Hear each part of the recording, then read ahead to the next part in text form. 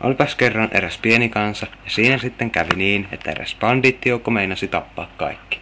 He lähettivät urhean metsurin matkaan tappamaan ne kaikki. Hän matkasi hetken aikaa linnalle ja meni sisään.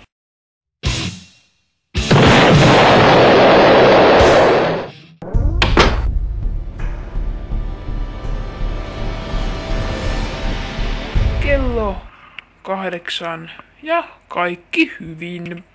Paitsi että kuka sinä olet? Pahin painajaisesi. Nyt pitäisi pelastaa pormestari.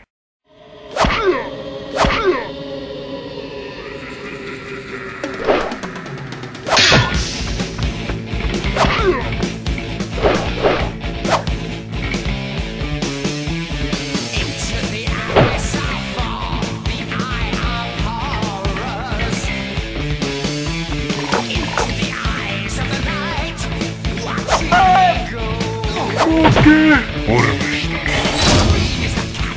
Nyt menen tappamaan sen saastaisen lordi pimeä. Ei Make. Ensin sinun pitää tappaa 2 luutnanttia, jolta saat avaimen saliin. Toinen on linnan muureilla ja toinen tuossa tornissa. Vai niin?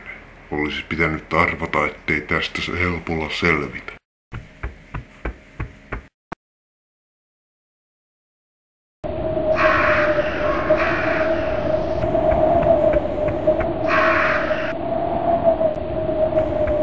Hei, kuka sinä olet?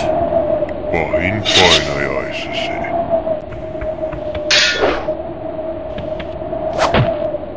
Kuka sinä olet? Pahin painajaisesi. Entä sinä? Löydnantti mies hämähäkkiviitassa. Kukahan sinutkin risti? Äitini.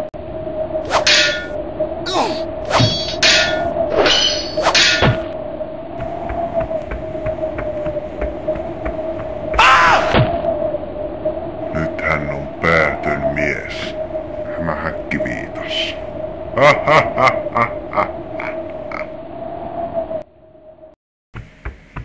Täällä alakerrassa oli aivan päätön meno päällä. Niinpä näkyy. Alahan nyt tulla. Mennään velhon luokse.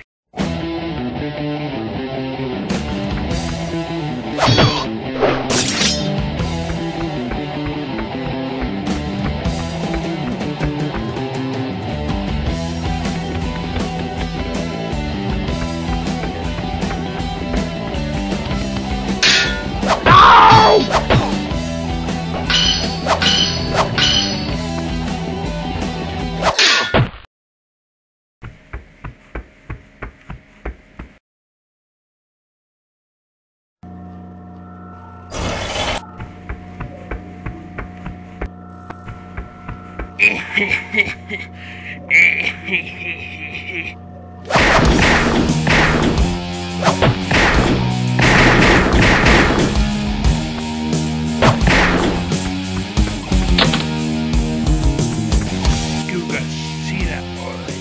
Pahin painajaisesi.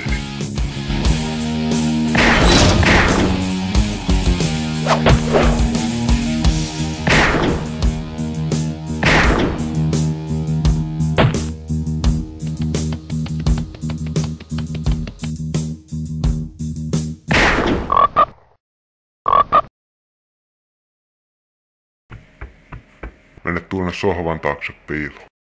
Okei.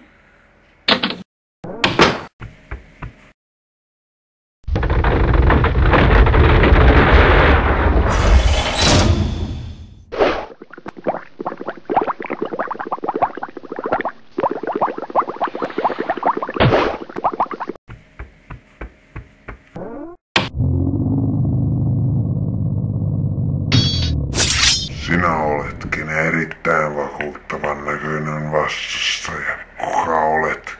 Pahin painajaisesi. Sinusta ei ole vastusta päijoillani. Kunhan se ei ole mitään niin pahaa kuin keppostelijademoni.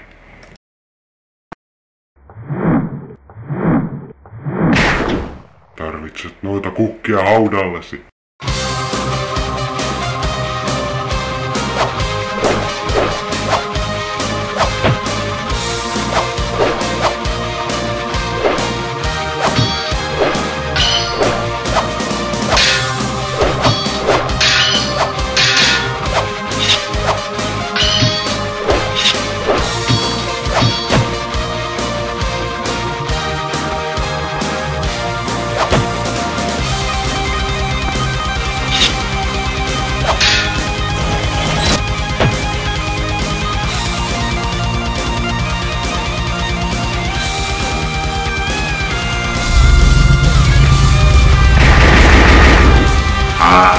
olen kuolematon.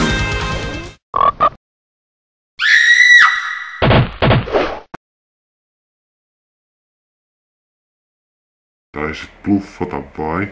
Ei Make, älä tee sitä. Mistä tiedät nimeni? Se on pitkä tarina. Katsos kun tämä kypärä sekee minusta pahiksi. Ai jaa, mutta nyt sinun loppusi on silti tullut, joten kannattaisi lausua ne kuuluiset viimeiset sanat ennen kuin sinulta lähtee henki. Tosiaan. Make, minä olen isäsi. Ei! Se ei oo vitsi. Se on vain erittäin dramaattista. Ag! Ei! Nyt meidän pitäisi lähteä täältä kotiin. Joo, mennään pois.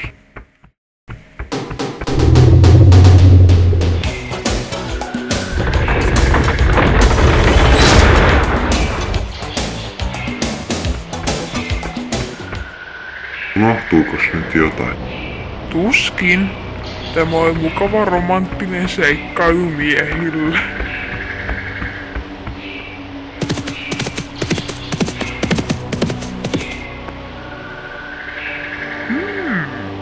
Onpas erittäin hieno kypärä.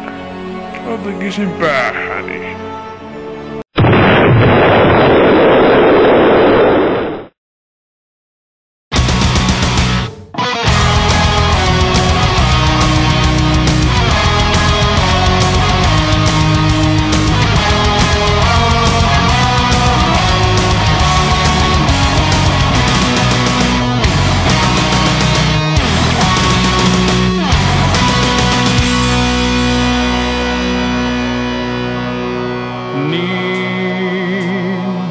Meihin uskottiin, vuoksi mahdin kanssanne taisteltiin. Niin